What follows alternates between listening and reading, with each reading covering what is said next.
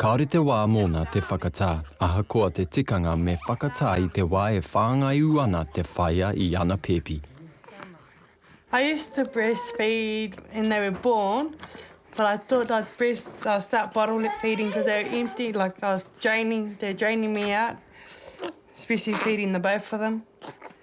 You know how you're feeling them now? Do you feel like a bit of an octopus? Yes, I do. I feel like an octopus with eight legs, yeah. In the last couple of months, I've just gotten used to it. You know, and plus the help from Mum and Dad, yeah. You eat it all up. I used to come home and just think, what have I done to myself? And how am I going to cope with the three of them screaming in my ear? Yeah, but I seem to manage. She's missed out on a lot of things herself. Like, I was hoping they'd travel. She'd be like her brother and do a lot of travelling. Yeah. Like, she may still have a chance.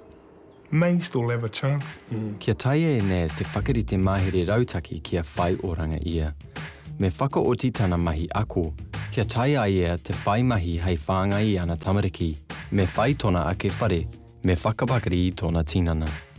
Kua uru ia ki roto I te whare whaihua o te kura tuarua o Lytton. This school, it's for teen mothers that have got kids. And we've got about 20 students.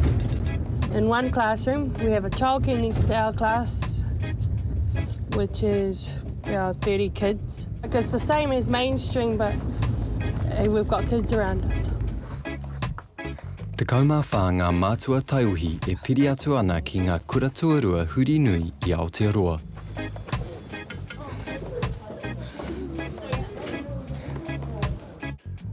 Kia ora and welcome to Te Whare Whaihua. This is my kura. This is childcare, this is where my babies learn.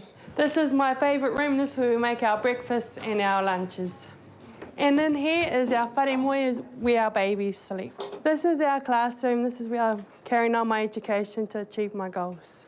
And we realised that there was a gap in our community as far as providing some sort of opportunity for pregnant students to still complete their education.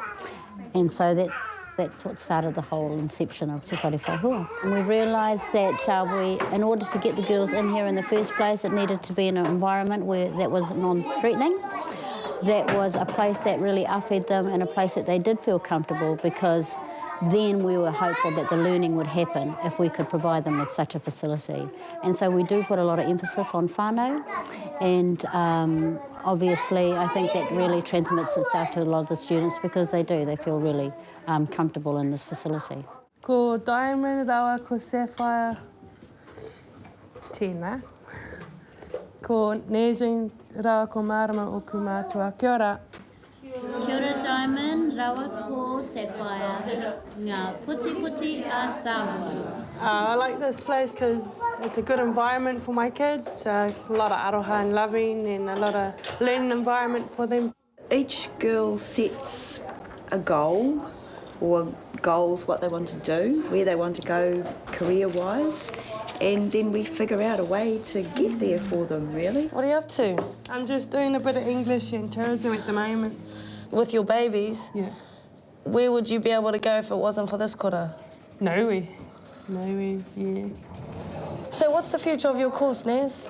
To give me a certificate in tourism and just to see how far I can get. I've got to try and get a place in uni for my tourism industry, and then I can just carry on there. When you're a parent, you have to fit what you want to do around your children. So that's a big difference, yeah. And it's a life lesson that these girls have come across that, young ones without babies haven't yet come to. What's your plan? To do all my papers on my sheet that I have, and just see. I've got about 3 more to do, and then I can just go down to Wellington for my exam. How's that going to work? Moving to Wellington, have you got a plan for that? No, not really. Yeah, not at the moment. I've been thinking about it. So with this course, what jobs are you considering doing? Air hostess, flying all over the world, or travel agent. So just anything to do with travel in the world? Yeah. Do you think having 3 kids is going to hold you back? Yeah, it will. But I'll try and work around it. So you're not just going to give up? No.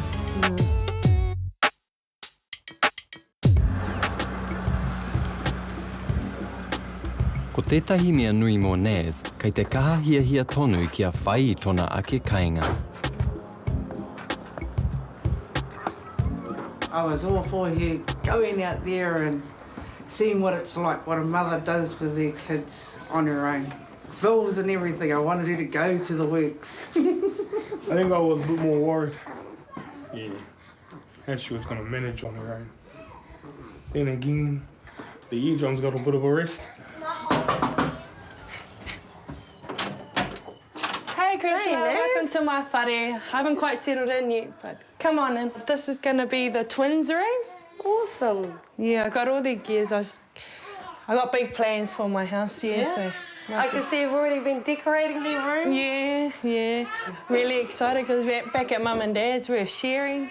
Yeah, now I got my own space and they got their own space for all their gears. I like this room. It's because it's nice and sunny and I bath my babies in here. Yeah, me and my babies sleep in here because it's more warmer than the rest of the house. Yeah, it must be being in a nice warm room be good for their lungs too. Yeah. Hopefully it'll mean less trips to the hospital for you. I reckon. And I believe that LaQuisha's not coming with you. No, she's not.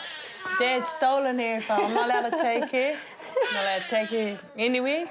Not allowed to move in with me till I settle down with these 2. I don't know if I can let that one go. Yeah, she's been with us so long. Yeah, like, see, because I work at nights. I was working at nights and I knock off about, 6:30 in the morning and I'm home all day.